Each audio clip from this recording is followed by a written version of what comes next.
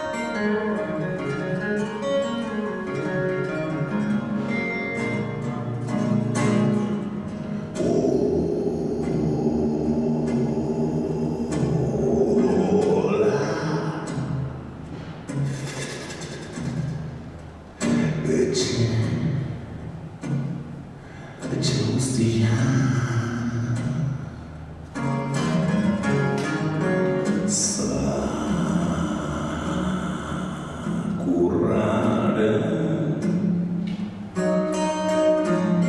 zaunkak.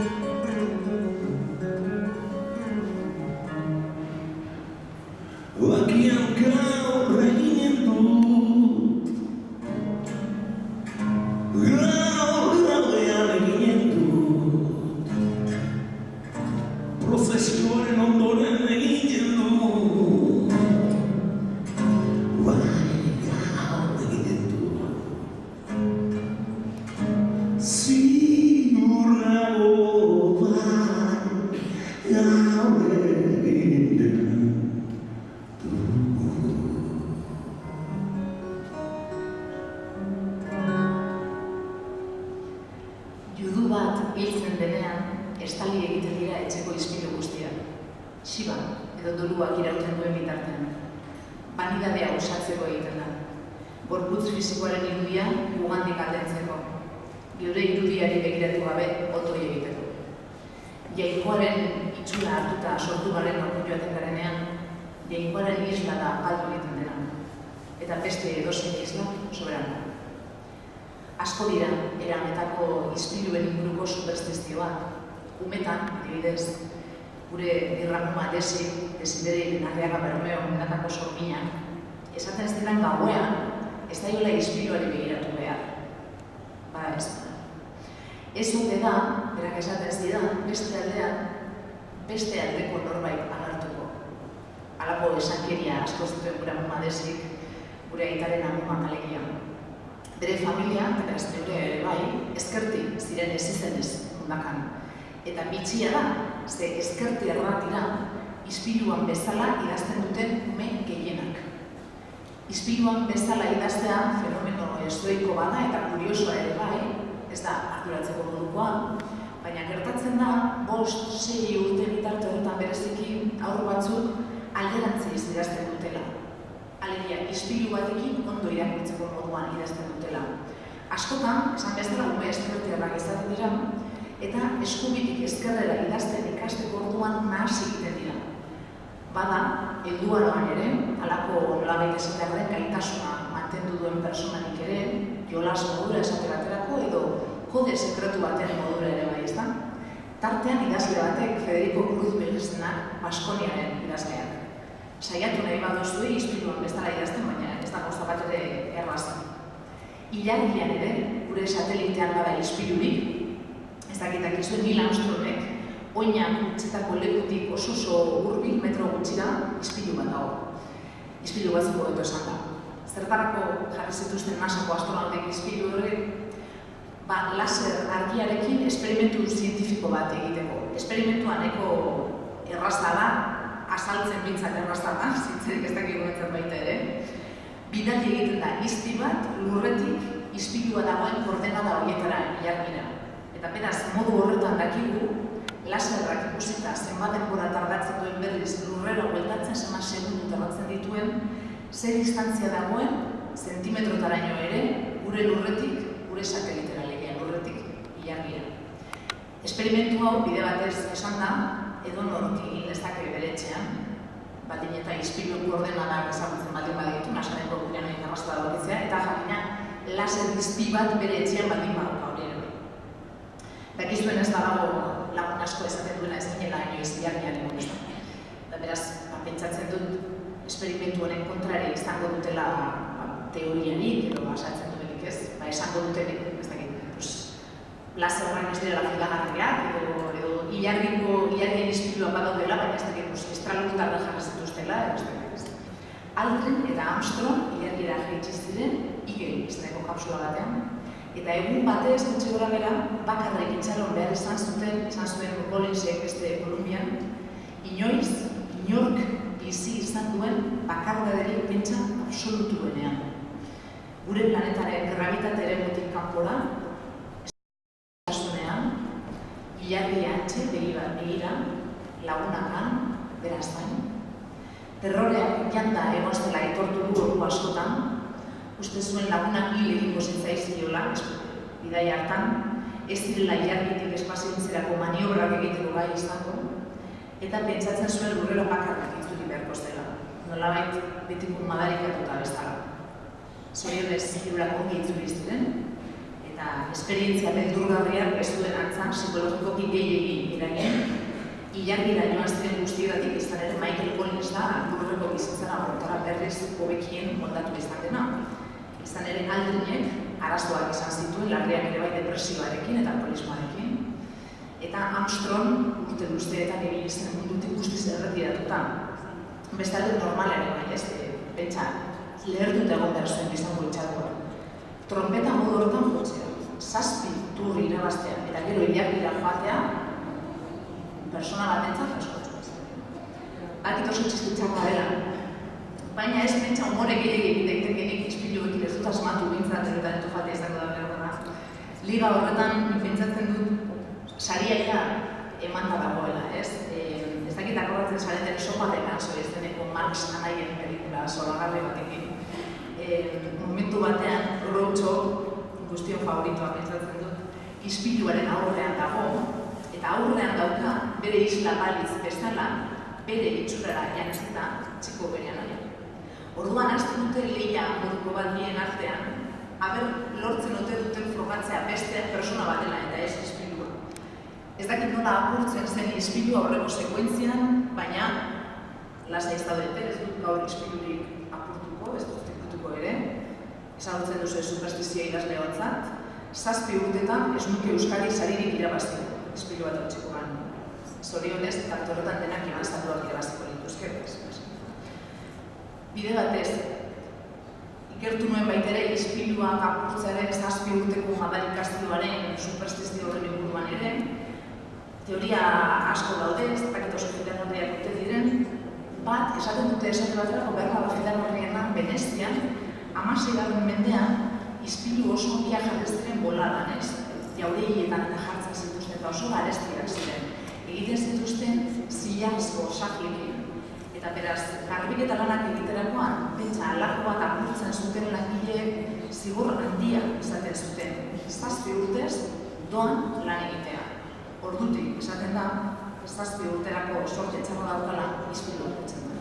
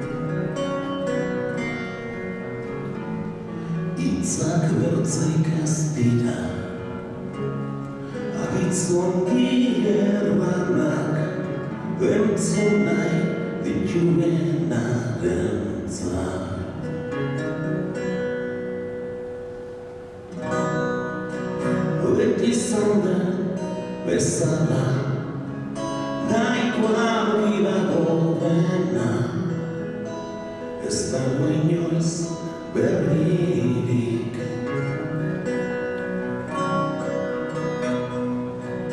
Nirea da, ta zurea nirea, zuere neurea zara.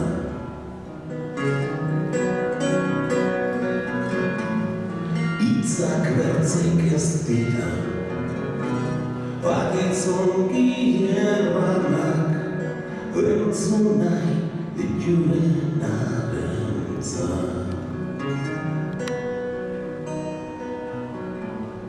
Itzak bertzik ez dira, bakitzongi erranak, entzun nahi dituenarentzat.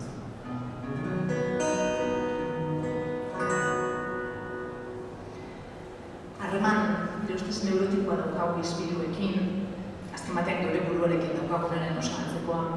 Behar dugu ispilua, baina asko behar baldin badugu, behar bat egin behar dugu, ezta?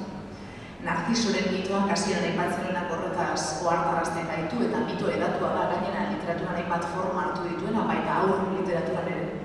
Hortxe dago, esate baterako, beti akordatzen zarete beti erratza pasatzen eta bere burua ispiluan begiratzen ez zegoen arratoi pinpirinaren ipuina. Euskal literaturan nik uste Erasmus arratoi eletzatekena, ez nola bai. Ez dakit akordatzen zareten nola sortu zen eztabaida bat Erasmus literaturaren inguruan. Duela jada hamarkada bat gutxi gora beran, euskarazko literatur lanak argitaratu genituen idazle hasiberri batzuk, horietatik 3 bat edo emakumeak ginen, eta Erasmus literatura egiten genuela esan ziguten, eta Erasmus hori omen zen, literatura azalekoa eta errazan ez. Denak neskak ere esan ziguten, emakumeak zarete galdetzen ziguten beraz, zer daukazuen literaturak komunean ez, emakume zareten horrean. Hori ere galdetzen ziguten maiz. Badirudi esan ziguten Euskal Herrian orain idazle guztiak izan behar dira neskak, ederrak eta gazteak. Gizonei, konturatuko zinen honezkero, ez daie itxura ebaluatzen literatura zari garenean, baina emeak ginen beraz. Maila batean esango nuke arratotxo pinpirina ginenaz. Akoratzen zareta arratotxo pinpirinarekin terriblea zen, ze tituluak dioen bezala arratoi bat zen protagonista eta oso arratoi pinpirina zen, horreino tituluak gehiagilegi esaten du. Etxeak garbitzen zegoen beti bere erratzarekin eta beti eder. Animaliak pila bat joaten ziren bere etxera, eta denek ezkondu nahi zuten arratotxo pinpirinarekin esan izan ederra. Azkenean, norekin ezkontzen zen, halako miau luze bat eginez, enamoratzen zuen katuarekin. Eta zer egiten zuen katua, baina arratotxoaren etxean sartuta, jakina. Esan gabe doa, arratotxo pinpirina ez dela oso arratotxo azkarra, beti etxeak garbitzen eta buruan zanbia jartzen zegoenean konturatu behar ginen esan gabe ez joan ez dela oso azkarra. Akizte emakumea nola joan ez. Nola behi, ez izateko hain pinpirinak esatez diguten ipuin honetan eta kontu guztitzeko ez. Ipuinak bat ere jakin ezan dut bigarren bersio bat, eta bersio hortan protagonista inurri bada. Eta arratoi batekin eskontzen da. Beraz, argi dago ipuinaren Latinoamerikako antza bersioa da, argi dago ipuin honetan espezien arteko harremanak oso importantea direla. Nola behitareko salmame espezie hartuko bat sortu behar da ipuinak aurrera egiteko. Halako gertatzen dira egia esan dineu adibidez, aitortu behar dut bezkaitarra naizela, sortzez. Eta nafar batekin esan dezagun erdi eskondutan dagoela edo batuta bintzat, gure moak esan dut bezala. Eta idazlea naiz gainera, eta bera editorea da, beraz, horiek bai direla bi espezie oso desberdinak ez. Esango nuke inurria eta arratoia edo arratoia eta katua baino nabar desberdinak. Barkatuko duzue? Darteka ikusi duzue, ardo pixka bat edaten dut. Dakizuen ez, idazle izatearekin bat dator alkoholismoa, Hemingway bat duen, Steinbeck, Bukowski, Edgar Allan Poe, Chandler, Capote, Fitzgerald, idazle handi askoretzat ez dagoen trago bat baino ezkonbideri oberik, haien isla bezain beste maite izan gauza bakartarikoa izan da botilaren aztena. Euskaldaren artean pentsatuta ez dut uste hor beste alkoholzalea lako amorraturik izotzera jokorek egon den azken batean idazlearen herriak edo Gipuzkoa badira. Eta esan dituzue. Hau bera guztuak esan, eta maitasun handiarekin esan behar dut barra egin dutela momentuetan eskertzen diet, baina Gipuzkoako dela arraza bat, uztailaren 6an, eguerdeko ordu batean, Iruñan, gai direnak, kerer txiki bat, edo kalimutxo eroki bat eskatzeko, ez? Barrak jende zafarretan daudenean, eta bertakoak esate baterako doazenean zizeketara patxarrez betetako baldeekin, ez? Ez da bateragarria beraz, kerer txiki bat eskatzen duen herri bat, eta alkoholarekin eta alkoholismoarekin enamoratutako idazle sorta oso guzti bat dugan herri bat, ez dira ospaiek posibilitate. Idazlea jakinan, ezkondu daitezke bakatek alkoholarekin, ezkondu daitezke esate baterako beste persona batzukin, ezkondu daitezke haien artean ere bai, gertatzen da batzutan, gutxitan gertatzen da egia da, salbuespen gutxi daude, nik uste dut, txista ez da nidea baina, idazletik bakoitzak ego handiegia dauka bi etxe bakarrean sartuan izateko. Horrela lago esatean, ez? Hemen detxo egin behar duen txiste bat, Eider Rodríguez eta Lander Garrori buruz eta beren etxean tamainari buruz, baina ez naiz inoiz egon Eider eta Landeren etxean. Eta beraz oso txiste gaiztua litzateke. Hori bai ondoz etorrez erikotekidea dira eta idazleak, baina batzutan ez dago zuen txisteak egitea. Ez dira hori bai, idazle eta bikote diren bakarrak. Esate baterako oso ezagunak adibidez, Paul Auster eta Siri Husbeth, kasu horretan, urte asko dara matzate elkarrekin, nik deuk ez dakit nola, nire teorien kontra doalako. Teoria, pixkat gaizto bat bat, behar da biek pentsatzen dute sakonean haiek direla idazle hoberena. Eta horreik egautatzen dute horren beste horre ez dakit. Eta gero batako beste aukera bat esate baterako idazle elkarrekin egoteko, kasu honetan dituko nioke Bilbao Agirre, paradigma, Katisa Agirre izan ere eta Jon Bilbao idazlea dira eta bikotea dira, biak idazle bikaina gainera. Hor, esango nuke behar bat litzatekela bakoitzak hizkuntza batean idazten duela. Katisak euskaraz eta Jonek gaztelaniaz, beraz, bakoitza bere kontinente pribatua dauka ez. Bere bihotzaren parte horretarako, baina gutxitan gertatzen.